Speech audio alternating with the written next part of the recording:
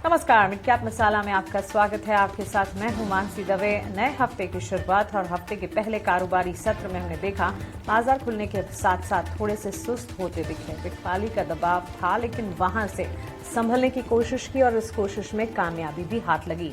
निचले स्तरों से करीब 100 अंकों की बढ़त निफ्टी पर नजर आ रही है। 25,725 के स्तर वहां पर देखने को मिलेंगे। उसके इर्द गिर्द 25,600, 700 के करीब फिलहाल यहां पर ट्रेड करता हुआ। वहीं एचडीएफसी ग्रुप के स्टॉक्स में मजबूती, जिसके चलते हम देख रहे हैं मजबूती का रुझान लार्जर प्लेयर्स से सपोर्ट काफी हद तक बाजार को मिलता हुआ।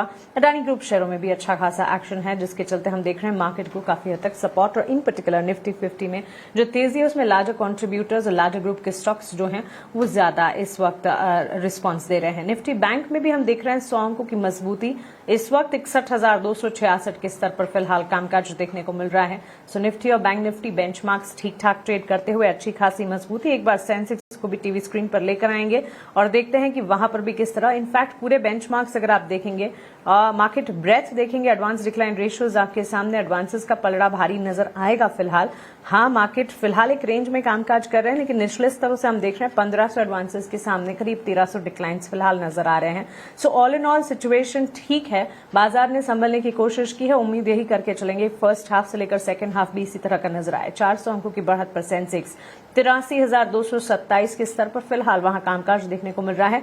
और इंडिया विक्स जो कि फियर इंडिकेटर है, वहां से स्पाइक अगर नजर आते हैं तो एक कंसर्न होता है, लेकिन फिलहाल इंडिया विक्स टूटा है, which in itself is a relief. करीब 2% की गिरावट। ठीक ठाक बेंचमार्क्स, ठीक ठाक इंडिया विक्स की सिचुएशन। अब आ जाते हैं ब्रॉडर मार्केट्स की तरफ। मिड कैप और स्मॉल कैप इंडेक्स को आपके स्क्रीन पर लेकर आएंगे।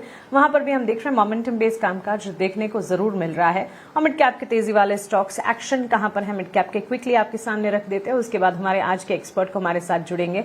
3 मिड कैप के एक्शन वाले स्टॉक्स इस वक्त आपके स्क्रीन पर आ जाएंगे। इसमें बैंक्स एंड फाइनेंशियल शामिल हैं और इसी के साथ रियल एस्टेट पॉकेट से भी कुछ तमाम काउंटर्स है जहां पर फोकस है हमारा। शुरुआत आईडीएफसी फर्स्ट बैंक से करेंगे। यहां पर गिरावट आज नजर आ रही है क्योंकि एक खबर आई है, कंपनी या बैंक में 590 करोड़ के फ्रॉड का खुलासा हुआ है। 3 साल की सबसे बड़ी गिरावट इस वक्त आईडीएफसी फर्स्ट में नजर आ रही है। एक का एक सीधे 15% के डाउन ट्रेंड्स यहां पर देखने को मिल रहे हैं इस खबर के चलते। वहीं यूपीएल के शेयर में कमजोरी इस वक्त नजर आ रही है क्योंकि क्रॉप प्रोटेक्शन बिजनेस का डीमर्जर की खबर आई है और शॉर्ट टर्म के लिए ये डीमर्जर जो है वो नेगेटिव साबित हो रहा है। और इसी के चलते फिलहाल देखेंगे यूपीएल का स्टॉक जो है करीब 10% की बिकवाली दिखाते हुए। और साथ साथ अशोका बिल्डकॉन, यहां एक पॉजिटिव खबर है। रेलटेल में 2 से 4% तक की तेजी भी देखने को मिल रही है। महाराष्ट्र सरकार से 1136 करोड़ के 5 साल के एलओआईज मिलते हुए दिखे हैं, जिसके चलते हम देख रहे हैं कि अशोका बिल्डकॉन, रेलटेल जैसे स्टॉक्स, न्यूज फ्लोज हैं, इंपैक्ट है और पॉजिटिव न्यूज का इंपैक्ट है जो कि इस वक्त देखने को मिल रहा है। इस बीच सेबी चेयर की तरफ से जो ताजा अपडेट्स आ रहे हैं, सेबी चेयर तुहिन कांत की तरफ से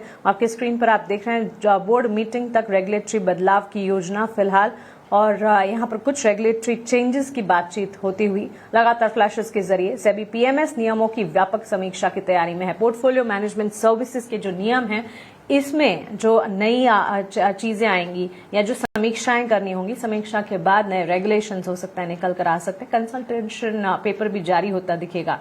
ये ताजा अपडेट सेबी चेयर की तरफ से फिलहाल आते हुए पीएमएस जो है उसमें पीएमएस के सस्टेनेबल ग्रोथ डिसिप्लिन और साथ ही ट्रस्ट के लिए ये सारी की सारी कवायद फिलहाल की जा रही है। इस पर नजर रखेंगे, कोई अपडेट आती है आप तक जरूर पहुंचाएंगे। फिलहाल जून बोर्ड मीटिंग तक रेगुलेटरी बदलाव की योजना यहां पर जताई जा रही है। लेकिन चलिए हमारे एक्सपर्ट को आज के लिए जोड़ते हैं। जेएम फाइनेंशियल के अक्षय भागवत हमारे साथ जुड़ गए हैं। अक्षय, गुड मॉर्निंग, स्वागत है आपका ईटी हाउस स्वदेश पर। New start of the week और Monday session at this point in time तो ठीक नजर आ रहा है। शुरुआत में थोड़ा डेंट, लेकिन वहां से संभलते हुए बाजार कैसे देख रहे हैं यहां से आप मार्केट ब्रेथ और साथ ही बाजार की तस्वीर को? जी, गुड मॉर्निंग। तो देखिए, बाजार में काफी वोलेटिलिटी था। वीकेंड को काफी न्यूज था अबाउट यूएस टैरिफ के जो चेंजेस थे टैरिफ में, उसके चलते वोलेटिलिटी काफी थी। बट गैप अप हुआ है। एक 25,500 का सपोर्ट जोन इन प्लेस है और कल मंथली एक्सपायरी है फ्यूचर्स एंड ऑप्शंस की, तो उसके चलते थोड़ी सी जो है प्राइस वोलेटिलिटी कंटिन्यू होगी। बट मार्केट एक स्टेबिलिटी वापस आने के सिग्नल्स दिखा रहा है। 25,500 आपका सपोर्ट जोन है और 25,850 ये शॉर्ट टर्म रेजिस्टेंस जोन है।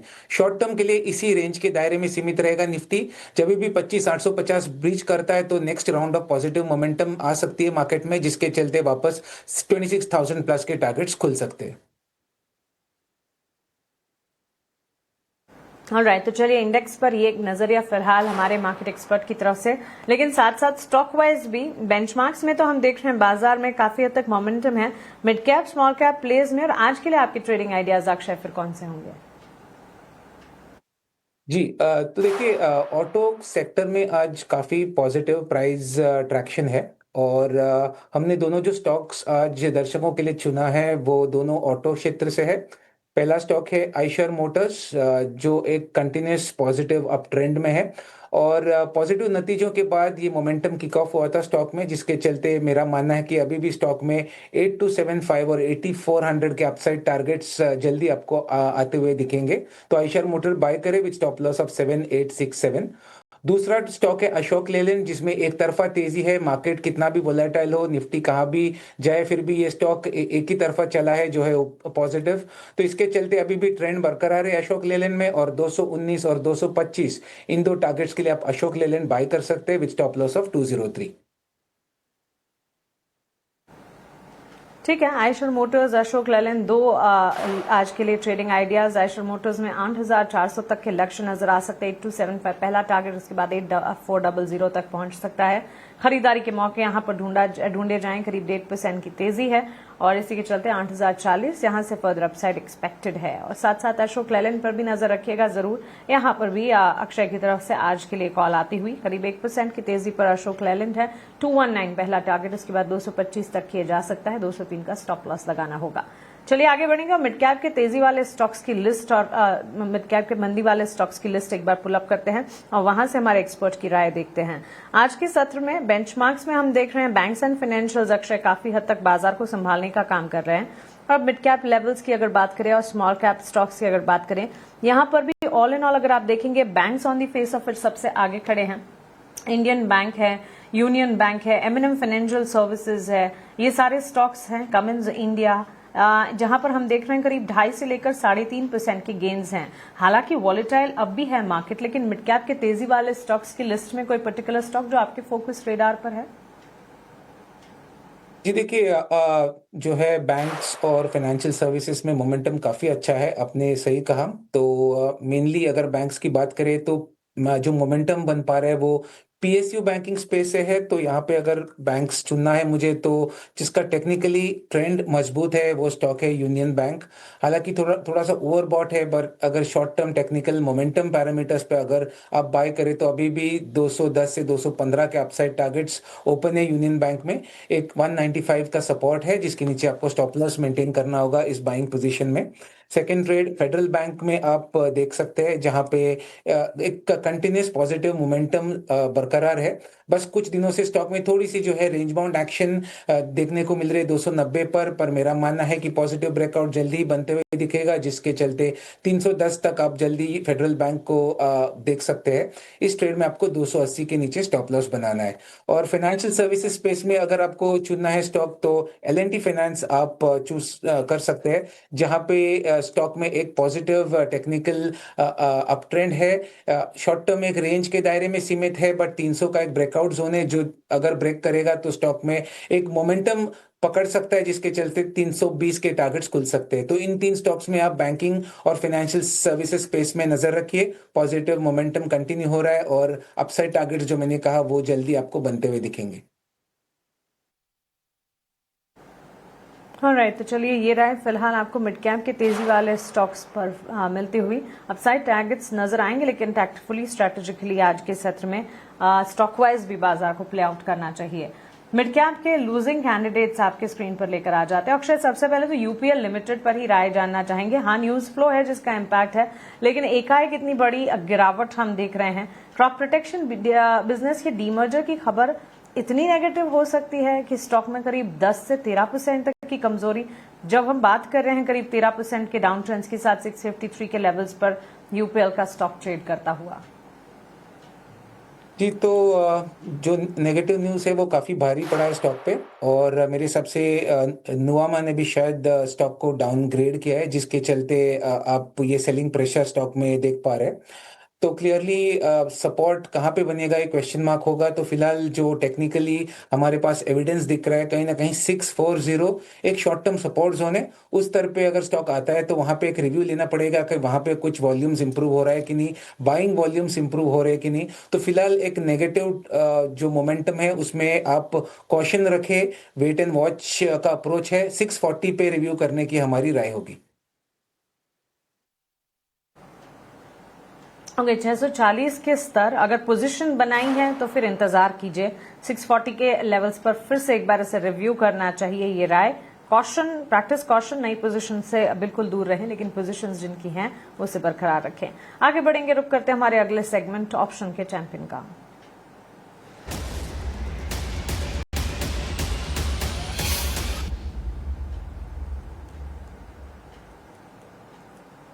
ऑप्शन के चैंपियन ट्रेड आज का लेकर लक्ष्मीकांत शुक्ल जी हमारे साथ जुड़ गए हैं। गुड मॉर्निंग लक्ष्मीकांत जी, स्वागत है आपका ET नाउ स्वदेश में। बताएं आज का ऑप्शन ट्रेड क्या है? जी सुप्रभात। आज के ऑप्शन ट्रेड में हम टाटा कंज्यूमर रिकमेंड करेंगे। यहाँ पे आज के सेट में फॉलिंग ट्रेंड लाइन का एक ब्रेक थ्रू देखने को मिला है bullish belt hold and pattern के साथ, इसलिए 1170 का कॉल ऑप्शन बाय करने की सलाह रहेगी, जो कि हमें 35 रुपीज के आसपास मिल जाएगा। यहाँ पर जो हमारे टारगेट है वो 55 रुपीज के हैं। स्टॉप लॉस हमें 25 रुपीज का मेंटेन रखना है। लॉट साइज को देखते हुए जो मैक्सिमम रिस्क बन रहा है वो है 5500 रुपीज का, और अगर टारगेट अचीव होते हैं तो जो मैक्सिमम रिवॉर्ड है वो आ रहा है 11,000। ठीक है, टाटा कंज्यूमर। लक्ष्मीकांत जी शुक्रिया आज के लिए ये ऑप्शन का ट्रेड हमें बताने के लिए। 1170 की कॉल खरीदने की राय, 35 रुपए के दाम पर 55 का लक्ष्य मानकर चलें। स्टॉप लॉस 25 का मेंटेन कीजिएगा। मैक्स टू मैक्स मुनाफा 11,000 का हो सकता है। अगर रिवर्स जाती है तो 5,500 का मैक्सिमम नुकसान भी हो सकता है। ऑप्शन ट्रेड को लेकर एक स्टैंडर्ड डिस्क्लेमर आपकी स्क्रीन पर आ जाएगा। ऑप्शन ट्रेडिंग रिस्की हो सकती है। मार्केट पार्टिसिपेंट्स जब ऑप्शंस में FNO में ट्रेड करते हैं और ठीक रिसर्च या ठीक अवेयरनेस या ठीक जानकारी ना होने के बावजूद भी ऑप्शन में ट्रेडिंग करते हैं तो काफी हद तक नुकसान झेलना पड़ता है। ज्यादातर नुकसान ही झेलते हैं। 10 में से 9 मार्केट पार्टिसिपेंट्स जो है उन्हें नुकसान होता है FNO ट्रेडिंग में। FNO ट्रेडर्स को औसतन 1 लाख का नुकसान होता है। घाटा होने के बावजूद 28% ट्रांजैक्शन के रूप में देना होता है, वहीं मुनाफा होने पर भी 15 से 50% ट्रांजैक्शन के रूप में खर्च होता है। इसीलिए FNO ट्रेडिंग में जो सोच समझकर अपने सलाहकार से एडवाइस देने के बाद ही उतरें। एक छोटे से ब्रेक के लिए हम रुक रहे हैं। ब्रेक के उस पार चर्चा जारी रहेगी, आप बने रहें।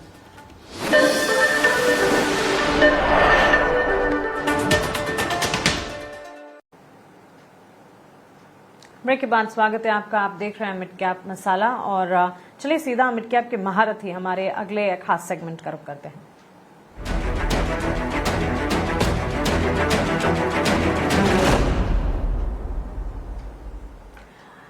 मार्केट एक्सपर्ट गौरांग शाह हमारे बीच मौजूद हैं आज के मिड कैप के महारथी स्टॉक लेकर। गौरांग सर गुड मॉर्निंग, स्वागत है आपका ET नाउ स्वदेश पर। बताएं आज के लिए मिड कैप के महारथी स्टॉक की लिस्ट में क्या है खास? मानसी जी, आपका सभी को प्रणाम और शुभ प्रभात। हमारे तरफ से एक छोटा डिस्क्लेमर दे देते हैं कि जो भी निवेश लायक रणनीति आज इस कार्यक्रम में रखेंगे मानसी जी, ये बुनियादी दर के आधार पर लंबी अवधि के लिए हमारी फंडामेंटल रिसर्च टीम की तरफ से, इसमें हमारी कंपनी जियोजित अथवा मेरा किसी भी प्रकार का व्यक्तिगत निवेश नहीं है, ना ही किसी प्रकार का वित्तीय लाभ मिलता है, ना ही किसी प्रकार का कॉन्फ्लिक्ट ऑफ इंटरेस्ट। लेकिन इसी स्तर पर राय हमारे क्लाइंट्स को देते हैं, संभव है कि उनका निवेश हो। तो विकल्प के रूप में सरकारी बैंकों के खेमे ने मेरे ख्याल से पिछले कुछ हफ्तों से मानसी अपने आप को संभाले हुआ है और मार्केट को सहारा भी दे रहा है। इसी श्रेणी में, सरकारी बैंकों की श्रेणी में इंडियन बैंक तीसरी तिमाही के नतीजे बहुत ही शानदार आए थे मानसी जी, और मेरे ख्याल से अपने जीवन के सर्वोच्चम स्तर के आसपास कामकाज कर रहा है ये स्टॉक। जो नतीजों का सिलसिला चला है न सिर्फ तीसरी तिमाही में, लेकिन इसके पहले वाली तिमाहियों में और पिछले वित्तीय वर्ष में, और जो टिप्पणियां करी है मानसी, उसके आधार पर हमें लग रहा है कि चौथी तिमाही के नतीजे तो बहुत ही मजबूत आएंगे, लेकिन अगले वित्तीय वर्ष के तो और भी नए यहां से मजबूत आएंगे। एक री रेटिंग होने की पूरी संभावना है। साधारण सा लक्ष्य मैं आपके सामने रख रहा हूं, करीबन 1150 का। नतीजे अनुमान से बेहतर आए तो इस लक्ष्यांक पर परिवर्तन होगा। इतना ध्यान रखें कि ये बुनियादी दर के आधार पर लंबी अवधि के लिए तो अनिवार्य है कि आपके पास समय सीमा 1.5 से 2 साल की हो। बिल्कुल गौरांग सर, बहुत शुक्रिया आपका हमारे साथ जुड़ने के लिए और ये मिड कैप के महारथी स्टॉक में बताने के लिए। यस, बैंक्स एंड फाइनेंशियल्स में काफी मजबूती है और इंडियन बैंक 1150 के लक्ष्य, हाँ, समय अवधि टाइम फ्रेम 1 साल का नजरिया मानकर चलें, 3.5% के गेंस है। यहां से फर्दर 977 के लेवल पर फिलहाल है, 1150 तक जा सकता है, ये कहना है गौरांग शाह का। आगे बढ़ेंगे, हमारे साथ अक्षय है मौजूद। अक्षय, आपसे दो स्टॉक जो कि मिड कैप में आज तेजी दिखा रहे हैं उस पर भी बात करना चाहेंगे। एक तो अशोका बिल्डकॉन और दूसरा रेलटेल। दोनों ही स्टॉक्स में मजबूती है, करीब 2.5% की तेजी। दरअसल महाराष्ट्र सरकार ने लॉन्ग टर्म कॉन्ट्रैक्ट की जो मिलने की खबर आई है उसके बाद इन शेयरों में एक्शन देखने को मिला है और बड़ा कॉन्ट्रैक्ट, इनफैक्ट 1136 करोड़ के बड़े कॉन्ट्रैक्ट्स मिलने की खबर यहां पर आती दिखी है। पॉजिटिविटी है, एग्जिस्टिंग पोजीशन जिनकी है, साथ ही कोई पोजीशन अगर बनाने की राय अगर आपकी तरफ से बनती हो। जी, तो रेलटेल की पहले बात करते हैं। रेलटेल कॉरपोरेशन ऑफ इंडिया में अगर आप देखें तो बिल्कुल एक सपोर्ट जोन से स्टॉक में एक रिबाउंड हम देख पा रहे हैं और अगर करंट मार्केट प्राइस में देखें तो 327 के आसपास जो चल रहा है वो काफी दिनों से ये सपोर्ट स्टॉक होल्ड कर रहा है। रफली 320 से 325 ये आपका सपोर्ट जोन है। तो उम्मीद करें कि ये सपोर्ट जोन होल्ड करेगा, पर अभी तक कोई बहुत ठोस सबूत नहीं है क्योंकि न्यूज के चलते थोड़ा सा आज हमने बाउंस बैक देखा है। तो जिनके पास है उनको होल्ड करना है, कोई नई खरीदारी फिलहाल ना करे, होल्ड करके चले। अगर सपोर्ट रिस्पेक्ट कर जाए और रिबाउंड होता है स्टॉक तो 355 या 360 तक टारगेट की उम्मीद आप आने वाले दिनों में कर सकते हैं। बट जो मोमेंटम किक रहेगा टेक्निकली वो पॉइंट रहेगा 340 ब्रेक होने के बाद ही आप स्टॉक में सिग्निफिकेंट मोमेंटम पिकअप होते हैं देखेंगे। तो फिलहाल होल्ड की राय है, फ्रेश एडिशंस 340 के ऊपर ही कीजिए, ये हमारी राय रहेगी रेलटेल में। ऑलराइट, तो चलिए ये रहा है फिलहाल इन पॉजिटिव स्टॉक्स पर जहां तेजी नजर आ रही है इन स्टॉक्स पर फिलहाल मिलती हुई। आईडीएफसी फर्स्ट बैंक, यहां हम देख रहे हैं काफी गिरावट के बीच कामकाज देखने को मिल रहा है। बैंक्स एंड फाइनेंशियल्स में वैसे अच्छी तेजी है अक्षय, बावजूद इसके हम देख रहे हैं AU small finance bank, IDFC first bank ये टूट रहे हैं। दरअसल हरियाणा सरकार ने दोनों ही बैंक्स के सरकारी कामकाज पर रोक लगाई है। चंडीगढ़ ब्रांच जो है आईडीएफसी फर्स्ट बैंक की, वहां पर 590 करोड़ के फ्रॉड्स की भी बात सामने आई है। अब न्यूज फ्लोज तो नेगेटिव है, फंडामेंटली उसके चलते रिएक्ट कर रहे हैं स्टॉक्स, लेकिन टेक्निकल नजरिया क्या बन रहा है? 16-17% के डाउन ट्रेंड्स हैं फिलहाल। जी, तो एक काफी नेगेटिव इम्पैक्ट देखा था हमने खुलते खुलते आईडीएफसी फर्स्ट बैंक में, और शायद लोअर सर्किट पे भी कुछ टाइम ट्रेड हुआ है ये स्टॉक। थोड़ी सी रिकवरी हमने उसके बाद देखी है।